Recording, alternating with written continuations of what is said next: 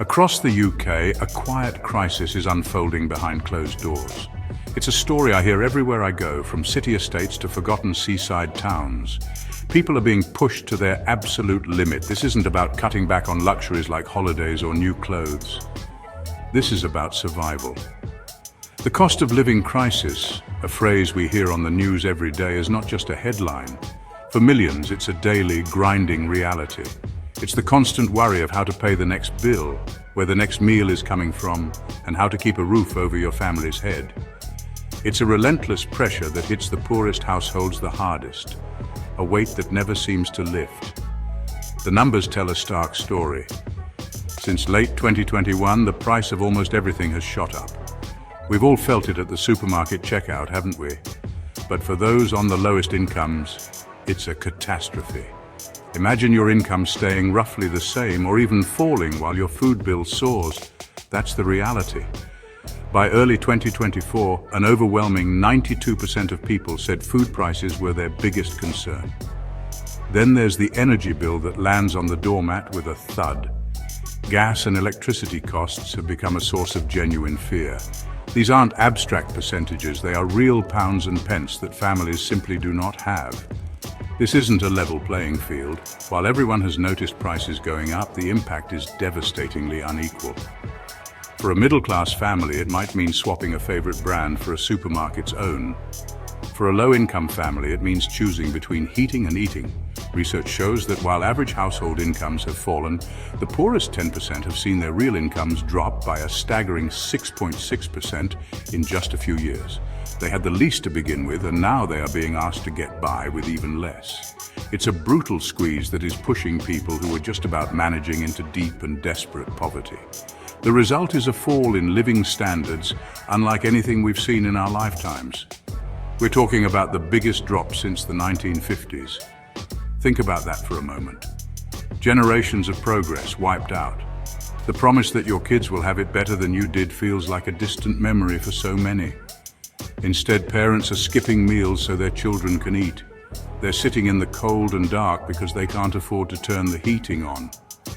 This isn't happening in a developing country. This is happening right here in Britain in 2025.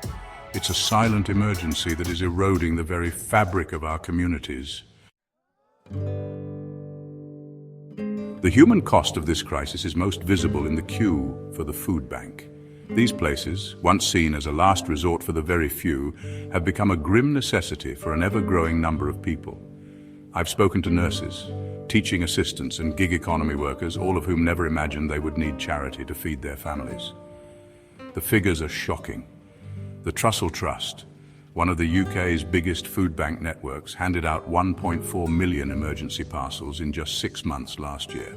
That's a 69% increase compared to before the crisis.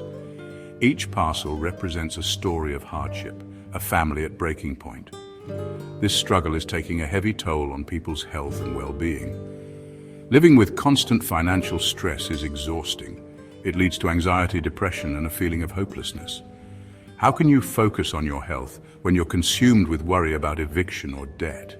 Parents tell me about the shame they feel, the sense that they have failed their children, but this isn't a personal failing, it is a systemic one.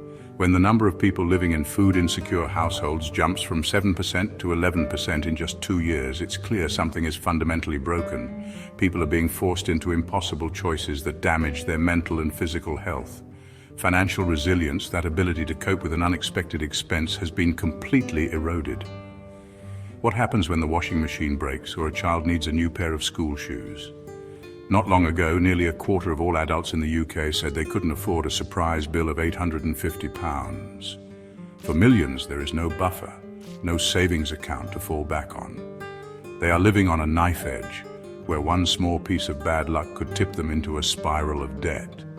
This constant precarity means people are borrowing from friends, taking out high-interest loans, or simply going without essentials. It's a fragile existence that leaves no room for error. The cold is another enemy. I've visited homes where families huddle together in one room under blankets, the radiators ice cold. They know that turning on the heating means a bill they cannot pay. This has a direct impact on health, especially for the elderly and young children. Cold, damp homes can worsen respiratory conditions like asthma and put vulnerable people at risk of serious illness. It's a stark illustration of how poverty seeps into every aspect of life, turning a home, which should be a place of safety and comfort, into a source of stress and sickness. The choice between warmth and food is one no one should have to make. When a crisis of this scale hits, you expect the government to step in with a strong safety net. And to be fair, there has been some support. Many will remember the cost of living payments, lump sums of cash designed to help the most vulnerable households. There was also the £400 grant to help everyone with their energy bills back in 2022. For many, this money was a lifeline. It helped pay for a few extra food shops, or kept the heating on for another month. It showed that the government understood people were struggling and was trying to do something about it. But these measures have felt like sticking plasters on a gaping wound. The support payments, while welcome, were temporary. The problems they were designed to fix, however, have not gone away. Prices haven't returned to 2021 levels. The cumulative effect means everything is still far more expensive.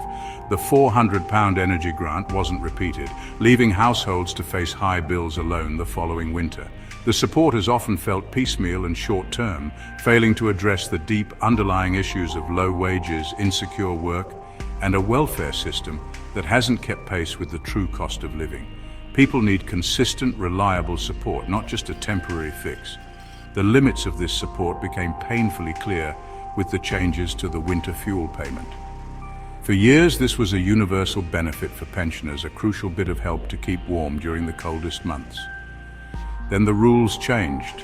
In 2024, it was restricted to only those on low-income benefits, cutting out over 10 million older people.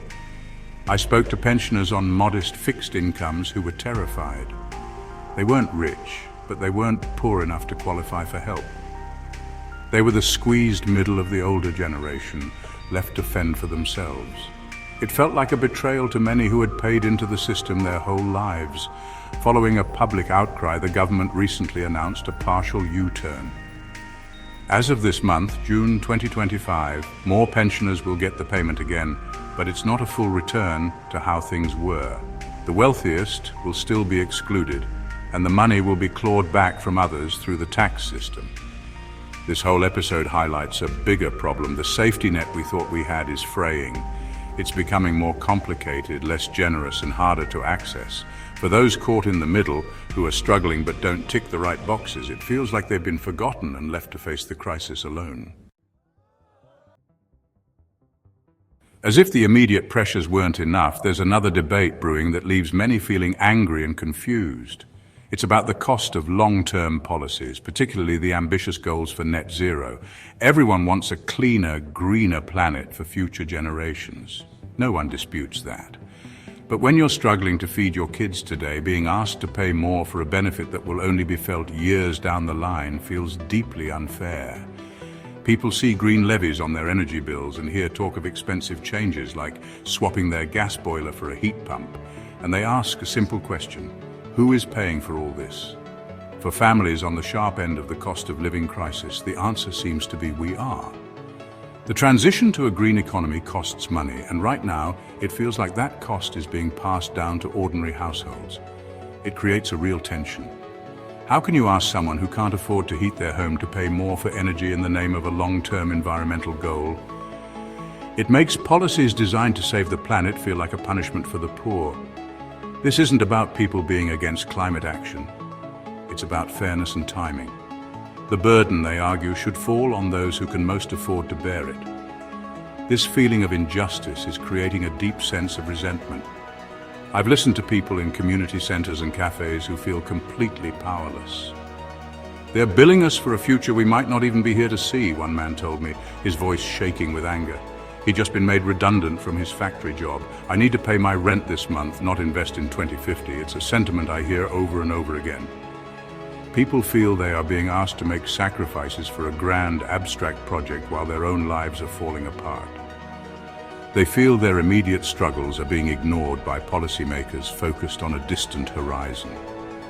Ultimately, this all comes down to a fundamental question of fairness. The cost of living crisis has exposed the deep inequalities running through our society. It has shown who really pays the price when times get tough. The voices of those struggling are clear. They are not asking for the world.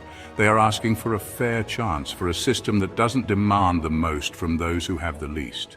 They are asking why their children are being billed today for the promise of a better tomorrow. It's a question that we as a country must find an answer to.